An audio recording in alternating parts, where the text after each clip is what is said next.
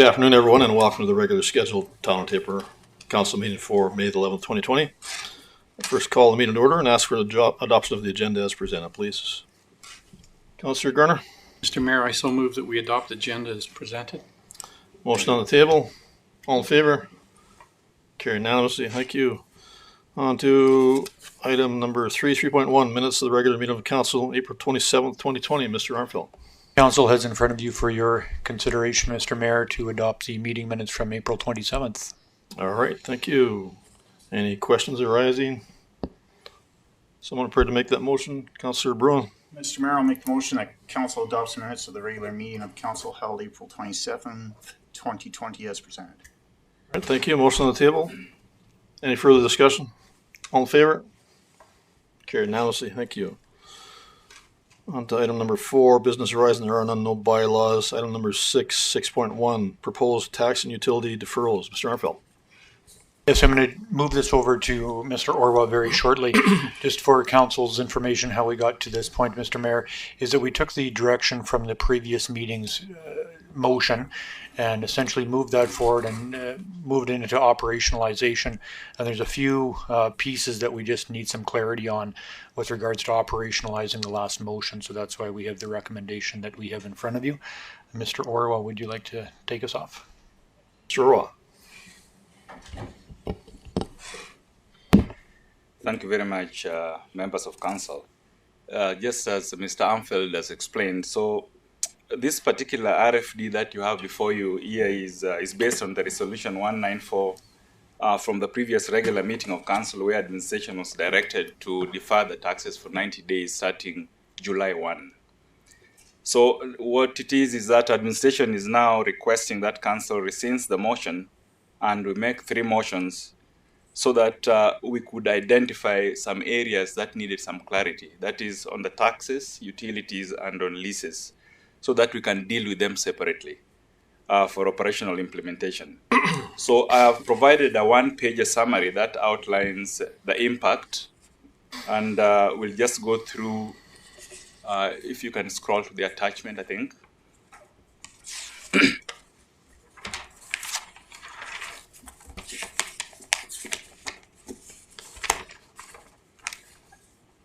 So you can see I have there the impact of council motion on economic relief to the citizens. So basically where the why comes in, we just need some kind of, we wanted to provide some more details and also get some clarity, especially to the citizens, so that when it goes out there, they know exactly what they need to do. So I broke it out. The first one is property taxes. So we are still sticking to the 90 days as presented by council. So the first one is we're just saying, deferring the property tax to September 30th, that is July, August, and September. So the due date, which is normally June, now is September 30th. But I think where the clarity also comes in is in terms of penalties. Because let me just pause to explain something here from the bylaw. Normally June 30th is our due date. And if you don't pay your taxes, the current taxes, July 1 will hit you with 6% penalty. If you don't pay again, the current balance is another 6% penalty in August. So now when we define it, that means September 30th now is the due date. So now the July 1 penalty will be October 1. And then penalty for August become November 1. That's just for clarity. Now the pre-authorized payments for property taxes, that one just lifted from the government what they wanted us to do. So it's not very relevant to the motion. But if you go to number 3, utilities as per the motion, this is where some complications comes in terms of the billing cycle.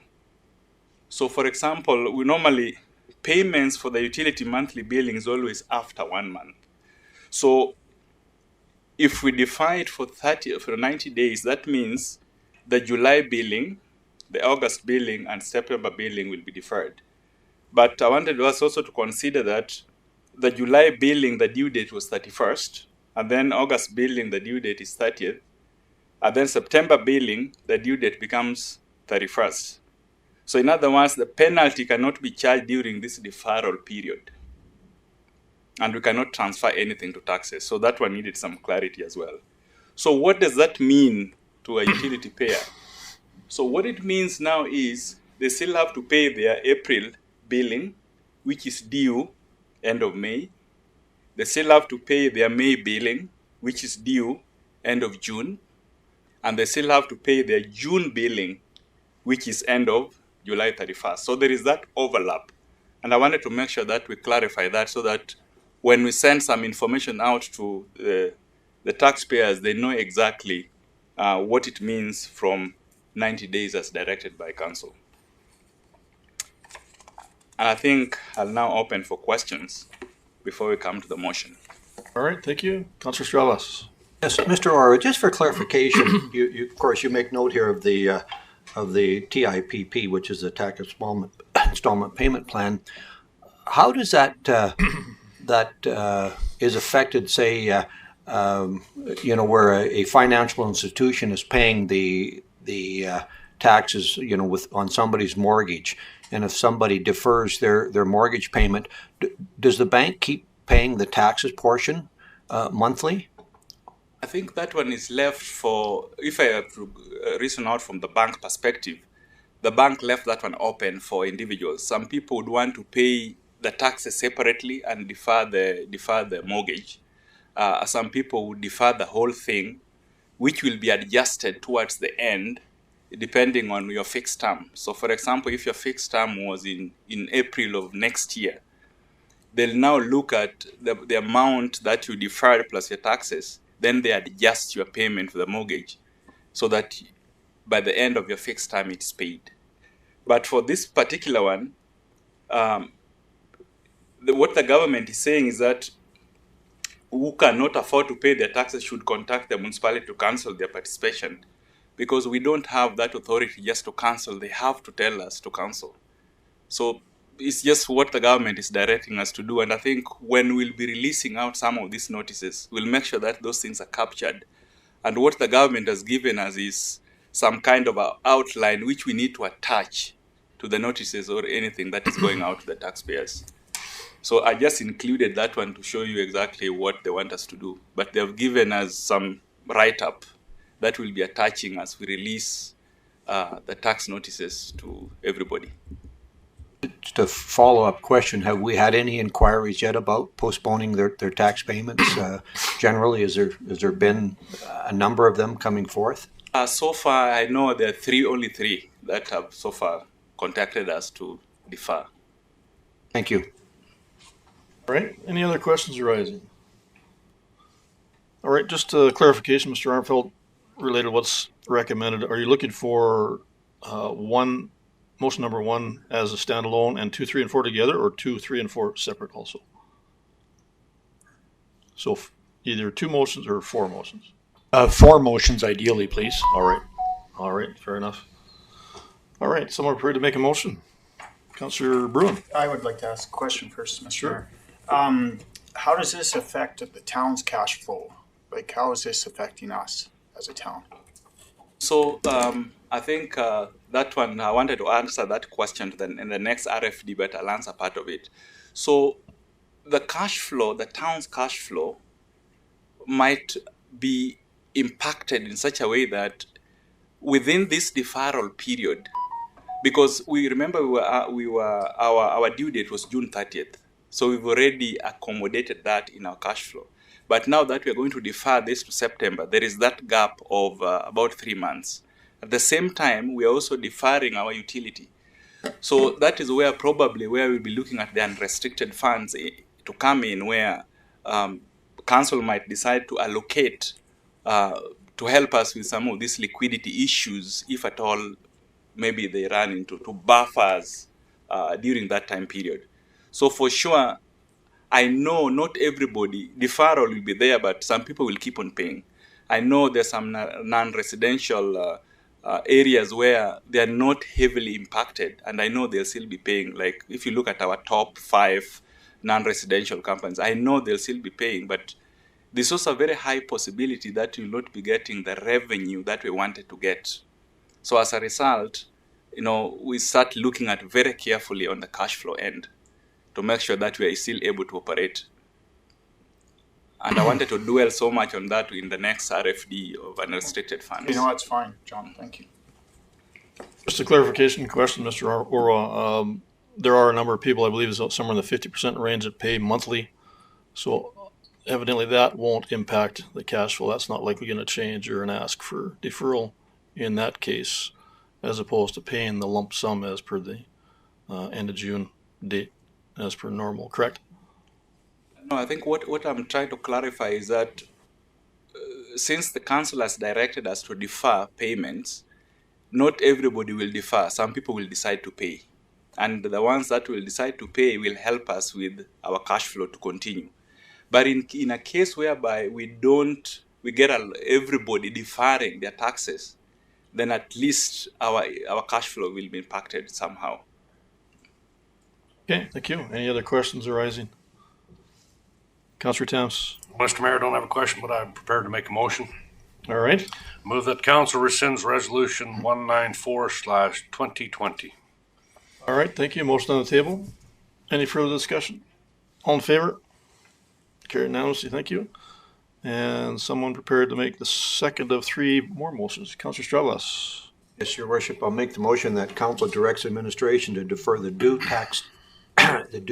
date for tax collection from June 30th, 2020 to September 30th, 2020, with a 6% penalty to be applied on the current outstanding tax balances on October 1st, 2020 and November 1st, 2020. All right, thank you. Motion on the table. Any further discussion? All in favor? Carried unanimously, thank you. And the next required motion, Councillor Bruin.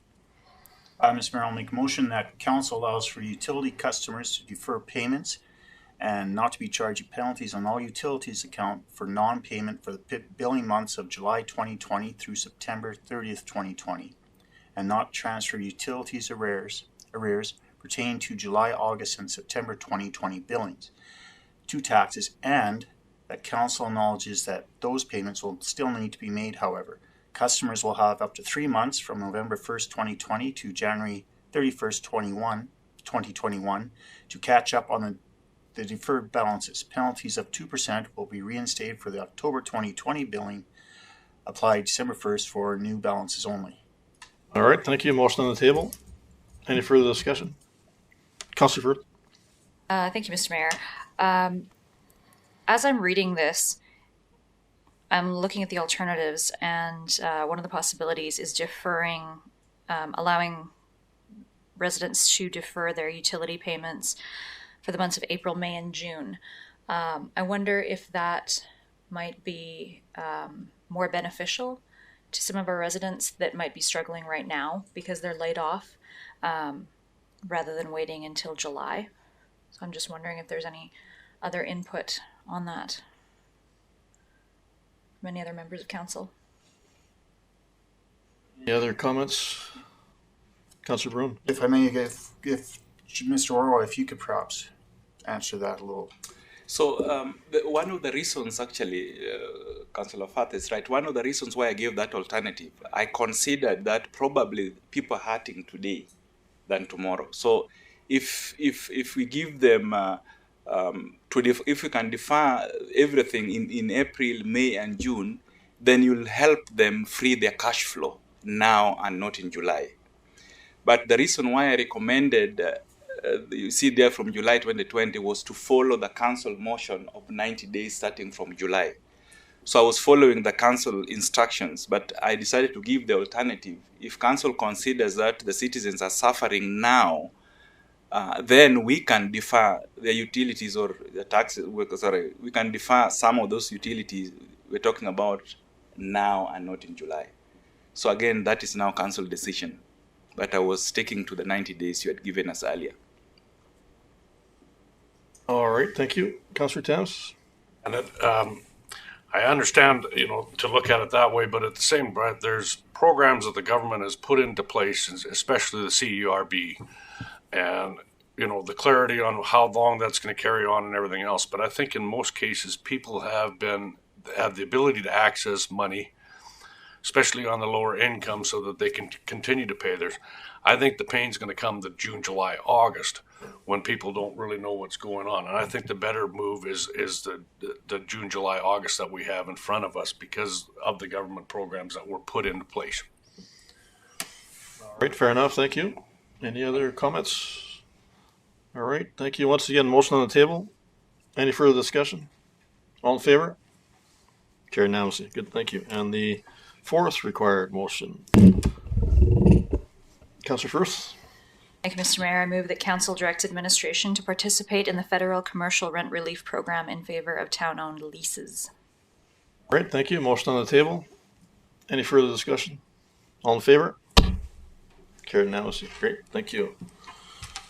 On to item 6.2, transfer of restricted funds to unrestricted net assets. Mr. Armfelt. Yes, Mr. Mayor, this can head back to Mr. Orwa, but this is that item on liquidity. If we are giving people a grace on paying their taxes and utilities, we have to make sure that we can cover our bills. All right, thank you, Mr. Mr. Orwa. Orwa? I think, Mr. Armfelt, you've even put it in a layman's language. We can cover our bills. The unrestricted net assets maybe gets is more technical, but technically what it is we are transferring funds from restricted to unrestricted. And, you know, just to explain a little bit on the unrestricted, just in a layman's language, I would think it's the funds that the council is free to use as they see fit for operational matters. And right now, if you recall from the previous council meeting, we had about, the auditors had told you that we had a 550,000, and there was a question came up that might have been too low. Now, looking at our liquidity right now, if council were to come in and say, you know, we need this much money to help us operate while we're still deferring taxes, we'd only have 550,000. Now, so what that means is that there are no restrictions on this unrestricted fund. But at the same time, if you look at a bigger picture, 550,000, our total expense is about 25,000 a year. So if you divide that 550 divided by 25,000, technically, if you were to operate using, all the programs that we've set, you only need just a week to survive. If you get the 550,000 divided by 25,000, that's almost 7-8 days only. So we thought probably for liquidity purposes, we would move anything to unrestricted, where the council might, if possible, if needed for liquidity purpose, they can. All right. Councillor Becker. Thank you, Mr. Mayor. To Mr. Orwa, you said 25,000. I think you meant to say 25 million. 25 million, that's Thank correct. 25 million. Great, that makes a difference. Thank you for clarifying. All right, thank you. Any other questions arising? All right, someone prepared to make a motion? Councillor Broom. Mr. Mayor, I'll make the motion that council approves the transfer of $1 million from capital reserves to unrestricted net assets. All right, thank you. Motion on the table. Any further discussion? All in favor? Carried unanimously. Good, thank you. On to item 6.3, proposed 2020 municipal tax rates. Mr. Armfelt. Yes, Mr. Mayor, we're bringing you the proposed tax rates for the municipality in about 3 steps. We started at the last council meeting in closed session with letting council know where the tax rates are likely to land. This is a bit more formalizing that rate. And then if council accepts this information here this afternoon, we'll be bringing forward a tax bylaw at the next meeting. So we're just wanting to share this information in digestible chunks with council for your consideration. So Mr. All right. Orwa, please go ahead. Thank you. Very much. Again, thank you very much, council. So from the previous presentation, it was clear that if you recall the numbers that I presented, that we had residential assessment going up by about 3.34%, and non-residential was down about 2.8%. So based on the projected mill rates, our total revenue compared to the budget was coming to around 96, if you recall that number. And I think that was pretty good. So now the question is, what is new or what has changed since then? Now, since the last presentation, of course, we've got new numbers for the seniors. We didn't have that one. And of course, the seniors, is controlled by the government. We don't have any control there because everything is based on the equalized assessment. And then the other thing is we didn't have the school requisitions, and which is now in. And you can see we have some variance there based on our estimate. And then the next thing that is new is grant in lieu And of course, grant in lieu, always we are getting about 100%. These are crown properties. But of course, we are getting some money because they're telling us, that's how they help the municipalities. Originally, it was 100%. Then later on, they moved to 75%. And now we are told it is 50%. So that tells me that what we had factored in our budget will be short 50% in terms of revenue. So that is something new. And then the last one would be the DIP. Again, the DIP is also government controlled. And if you recall, the DIP, those are the designated industrial properties. That is the linear and the non-linear. And of course, the linear ones, of course, anything below ground. And of course, anything above ground would be, and the non-linear ones, the oil wells, the sites, the substations. So those ones are being assessed by the government. Then they send us the bill to pay. So I just want to show you something.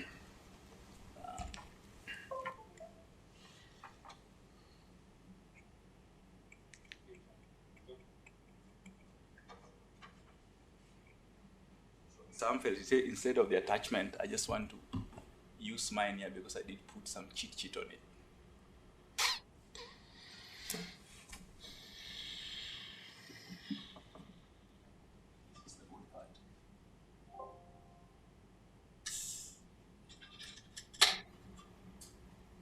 So based on the 2020 assessment, our municipal mill rates is going up by 1.93%, and our school requisition is going down by 10.84%.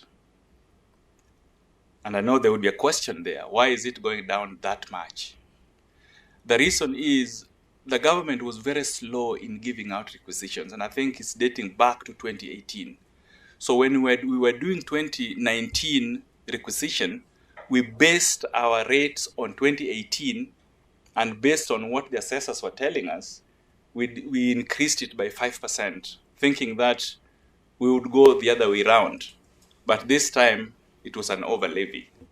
So now, because we collected more from last year, we have now to reduce our rates by about 10.84%. So in other words, what we'll be collecting from the citizens will be less, very minimal.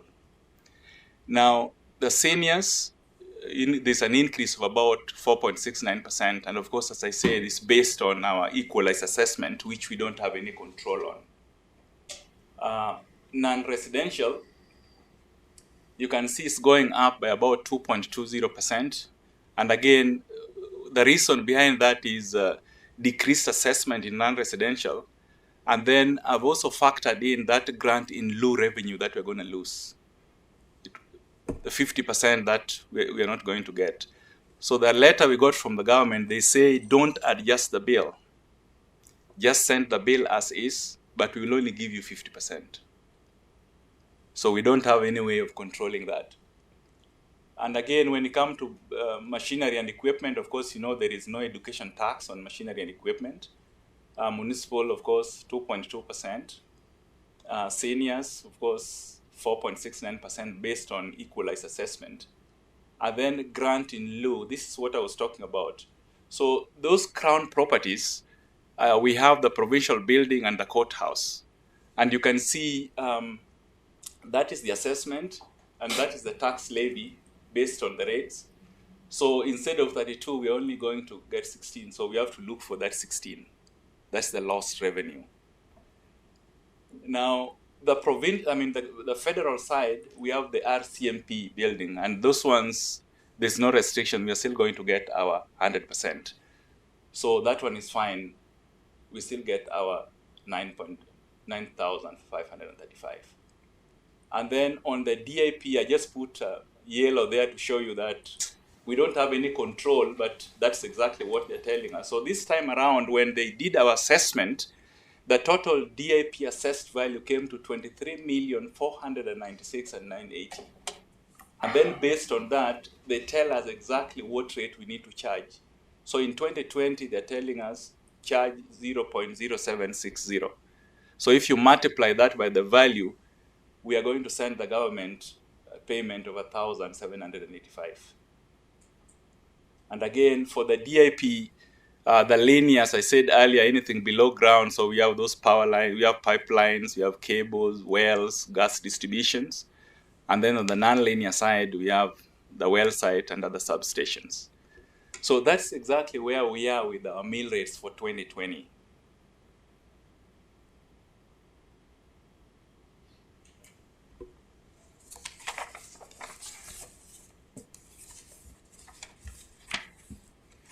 I think I'll open for questions from council if there is any.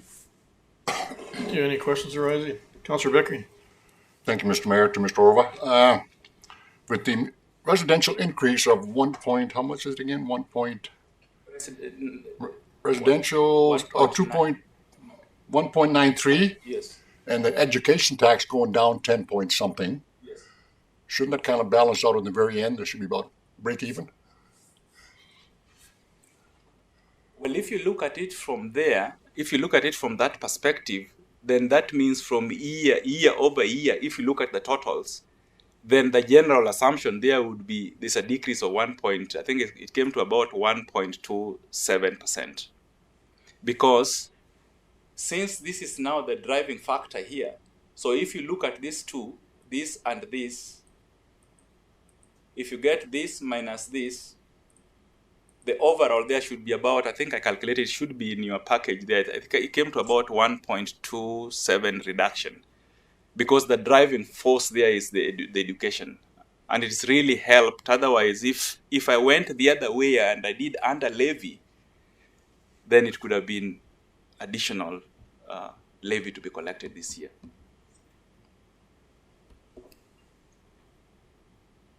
Mr. Mayor. All right, thank you. Any other questions arising? All right, someone prepared to make a motion? Councillor Garner. Mr. Mayor, I can make that motion. The council accepts the proposed municipal tax rates for information purposes. All right, thank you. Motion on the table. Any further discussion? All in favor? Carried unanimously. Thank you. Thank you, Mr. Orwell. And on to item 6.4, curling rink roof replacement. Mr. Orwell. I'll just speak slowly while we wash up here for a moment.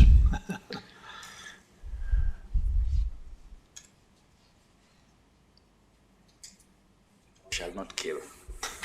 I think we'd be there already. I think you missed a spot, John. All right, thank you, Mr. Shearer. So, Mr. Mayor, we had selected a request for proposal approach rather than a tender approach for the curling rink roof replacement, and that approach actually paid off, I believe, in our favor by allowing some creativity by the proponents to come up with a novel solution, and Mr. Shearer is here to share that solution with you. I'm not sure what's happening with, there we go. So, Mr. Shearer, please go ahead. Thank you. As you can see, we had a great response to our curling rink roof replacement, and 19 contractors, 21 submissions, anywhere from 122,000 up to 360 some thousand. So there's a lot of variables within the roof, obviously. And so when we really had to look down at this, we had to really look at it as to what's going to give us the best value, the best service for the town, and the best price. So as we went through the history of everybody and basically their products, we decided to select the PVC liner because it's more flexible, more UV resistant, has a better warranty. I should point out some of these other warranties, you can buy longer warranties, but this is what they submitted at no extra cost, is what they were asked for. So once we get through our whole evaluation, we really liked the idea that BHL supplied a yearly assessment of the roof. Any repairs, they came yearly for 15 years. No other contractor did that. So that saves us money in the long run. We don't have to go up and do those inspections. We don't have to call them back, and we don't have to go looking for the contractor. We know where he is. So based off of that, I mean, the price was good. It wasn't the lowest price, but we think it's the most value for what you're paying. And that's really what consideration we were giving.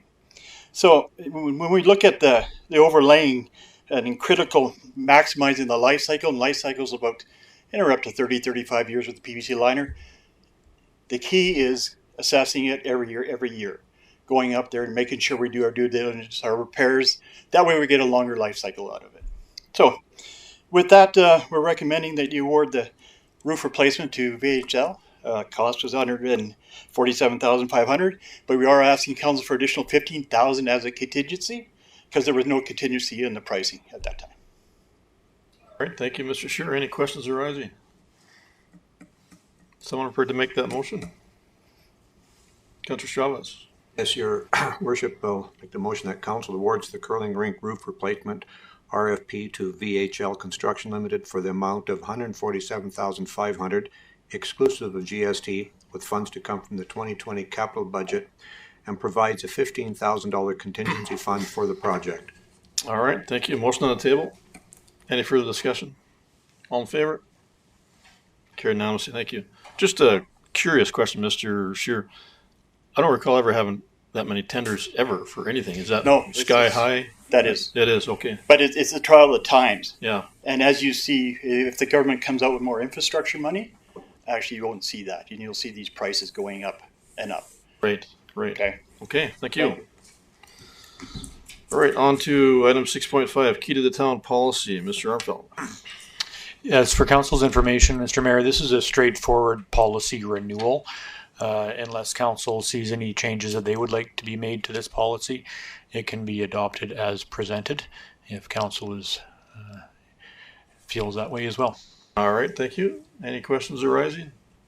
Someone prepared to make a motion? Councillor Thames. Is that a question? Councillor Bruin, Before we sure. could- Just reading through the contract here, if you go down policy statement 2E, that basically covers A, B, C, D. It's giving us full control, really, whoever we want to give the key to. That's correct, yes. Right. I just noticed that it seemed to be repetitious there, so. All right, thank you, Councillor Thames. Yes, Mr. Mayor, I move that council accepts the key to the town policy C7 as presented. All right, thank you. Motion on the table. Any further discussion? All in favor? Carried unanimously. Great, thank you. On to item 6.6, standing item, council requests. Mr. Armfeldt. This is the opportunity that council has to ask administration any questions that you have of us or give us any direction through the form of a motion. All right, thank you. Any standing item requests from anyone? Councillor Bruin. Mr. Mayor, had a few conversations with residents the past couple of weeks. One concern came up with a lot of sand on the roads on the south side. And I drove around there a bit. There seems to be a lot in some places. I was wondering if we're still continuing with that. And had a resident phone me about cracks on 53rd Avenue on the sidewalk. What? Cracks on 53rd Avenue. Oh, okay. And it's a fairly new pour, and it's cracked quite badly. So what we'll go through, you do a yearly assessment on all the sidewalks in town. That'll pop up again, and if there's any warranty in work, we'll go back to the contractor and get that warranty done. As far as the sand on the roads, we do have our street sweeper out. It's in 3 sections. Right now, they're finishing phase 1, or the area 1, moving on to phase 2. I believe that'll be area 3. So it should be within a couple of weeks. Thank you, good. All right, thank you. Anything else? All right, I have one item. Just a question. Mr. Armfeldt and I had some discussion, just a clarification related to some relief package information that was sent to me related to what Medicine Hat has done in the last week. And that was focusing on their residents as well as the businesses. And also involving community futures. I know part of their package is what we're already doing, what we just clarified today. But I'm just wondering if there's anything that we can potentially look at for administration to follow up on in that regard. Mr. Armfeldt. Mr. Mayor, I would be looking for that direction to come from council. If there was some interest in partnering with Community Futures, that would be a direction that we would look to come from council on. Okay, fair enough. Just to clarify, I think because this is already, a form of this is already part of a previous RFD, so we would also need a motion to have the majority of council to go forward with that as well. Is that correct? Yeah, not knowing specifically what you're referring to, Mr. Mayor, but that we, and not wanting to break the confidentiality of closed session, there was a spectrum of opportunities that was presented to council with regards to incentives and reliefs to offer businesses and citizens in the town, and that was presented twice to council in closed session. So, and on that spectrum, without getting too specific, there was certainly direction to partner with Community Futures. So if there's something that's coming now, just to make council aware of the procedural bylaw that is in place, that if something new comes to the council table that has already been on the council table, there's a 2/3 requirement of support of council members present to move that forward to get action from your administration. Right. So not Okay. knowing specifically what you're talking about, just those are my cautionary notes and I know that makes it a little difficult when it wasn't closed. bits of But- information for council. But have I given enough information for council to consider with, if you're not familiar with it, it's a package that was supported in the business community also with some grant monies that were secured through Community Futures that they're doing in Medicine Hat. So my thinking was if we were doing something similar and a business individual sent that to me as an option or as ask as a possibility to look into.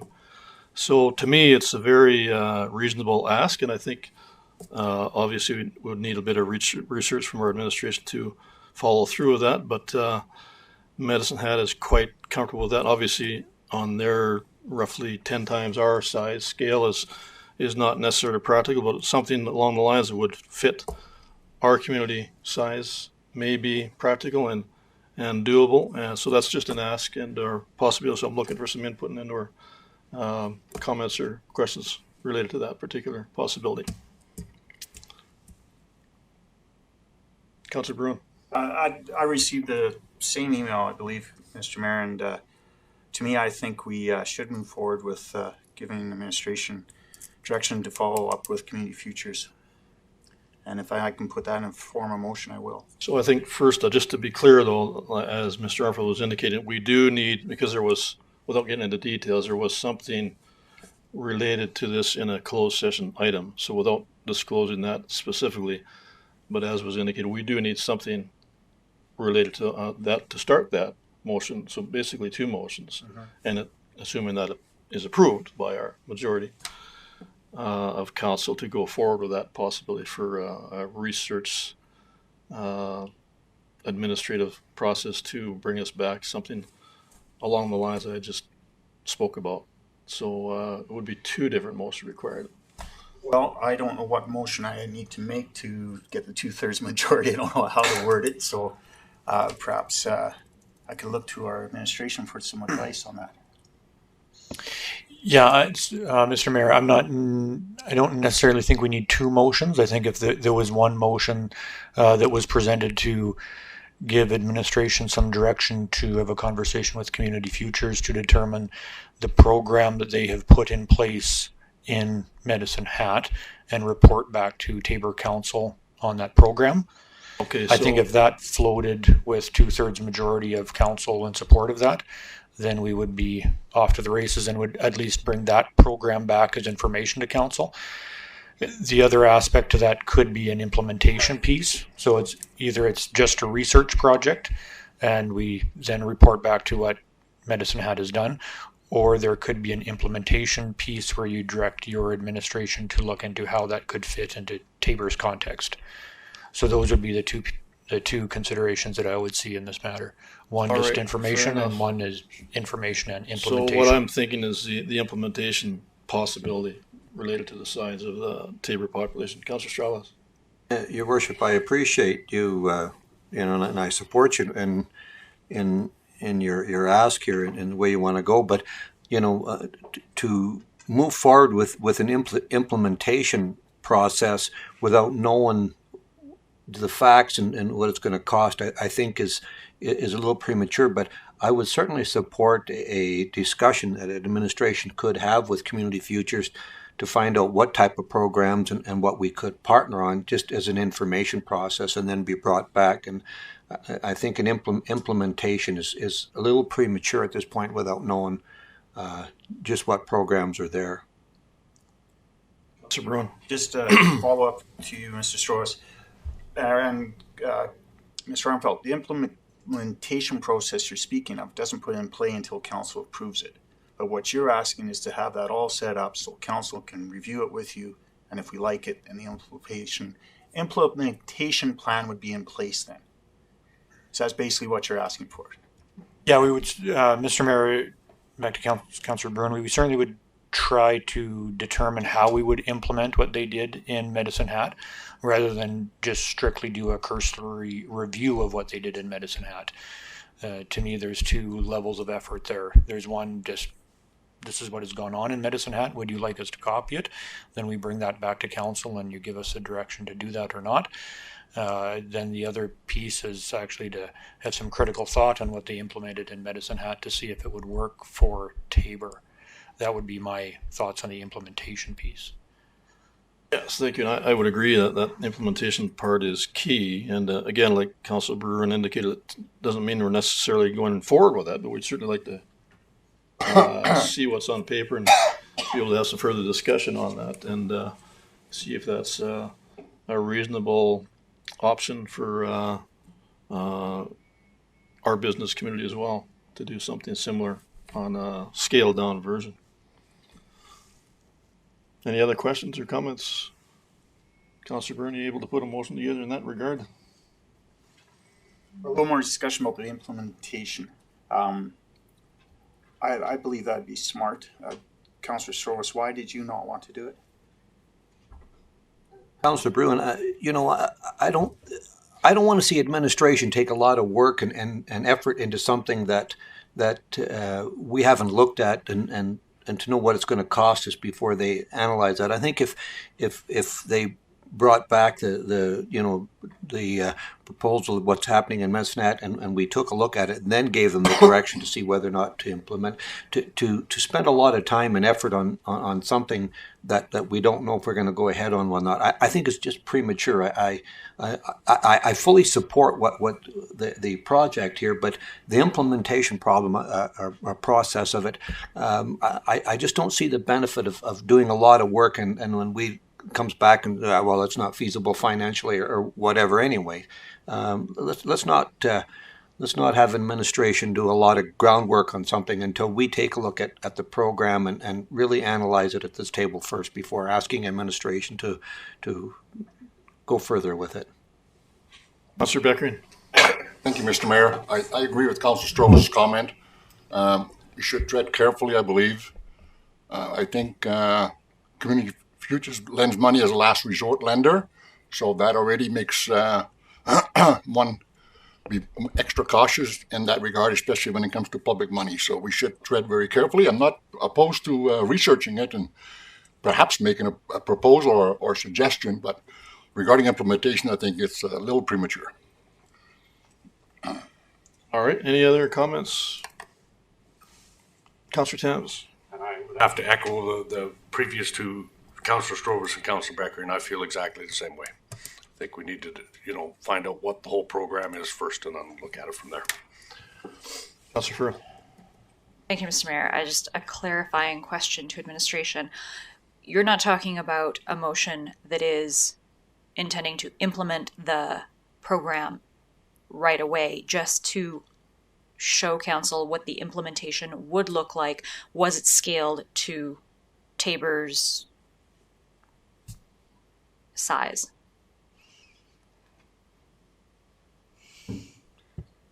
Yes, Mayor Prokop. Sure. To Councilor Furr. Sorry. No, that's right. Yes, yes. Noting Mayor Prokop, some of the conversation that the other councillors have had, I think, is very valuable direction and good information to get into the conversation that we're having here. That maybe we don't want to go too far into the implementation side, because your administration would probably have to make a number of assumptions for what it means for Tabor. And I honestly have no idea what we're talking about. So I'm speaking from complete ignorance on the subject. So I have to know what we're talking about first before I can figure out how we may implement it. So I think the cautionary approach that's being discussed here is probably a good one. All right, so at least the basic gist is, if we have the first suggestion you had there, to start the ball rolling. That gives us some direction, or yourself some direction rather, on what's involved with that. So we have more information to come back to council for some further discussion and see where we go from there. Is that the basic gist?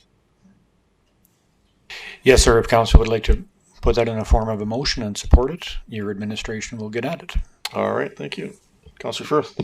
Thank you, Mr. Mayor. Could I also ask that the program that we're talking about be shared with the rest of council? Because I am also not entirely clear on the program that we're discussing. Sure. I can email the same copy. Thank you. Absolutely, you bet. All right. Councillor Bruin, are you still prepared to make any form of motion there? I think Councillor Strauss has a well-penned motion going. I'm working on it. A question though, Mr. Mayor, if I may. Yes, Councillor Bruin. So while you're doing this research and seeing how it works, you're going to come pretty obvious to you if it is going to be able to work for Tabor. So I imagine a lot of this is part of the job of the research. Mr. Mayor, back to Councillor Bruin. Anything can work. It's just about risk. And it's about how big of a check does council want to sign. But absolutely almost anything can work in consideration of risk and cost to the municipality. And that's what administration tries to provide council with when we meet and give you our information and recommendations. We try to capture the risk and expense portion and allow council to make the decision based off that information. That's right. That's definitely accurate. That happens often. All right, Councillor Strauss, you prepared to make that motion? So I think this covers it generally. That council directs administration to contact Community Futures to have a conversation about the Medicine Hat financial plan for business and bring that information back to council. All right, thank you. Motion on the table. Any further discussion? All in favor? Carried unanimously. Great, thank you. Okay, we're on to delegations. There are no delegations today. Item 8, media inquiries. Do we have any clarification from Tabor Times? I haven't had no text messages come in, so that would mean there's no questions from the Tabor Times. Thank you, sir. All right, thank you. With that, do we need a short break there before we move into closed session? Yes, please. All right, could we just take a 10-minute recess there and move into closed session for that motion, please? Mr. Mayor, I move that we take a 10-minute break and reconvene in closed session. Thank you. Motion on the table. All in favor? Carried unanimously. Thank you.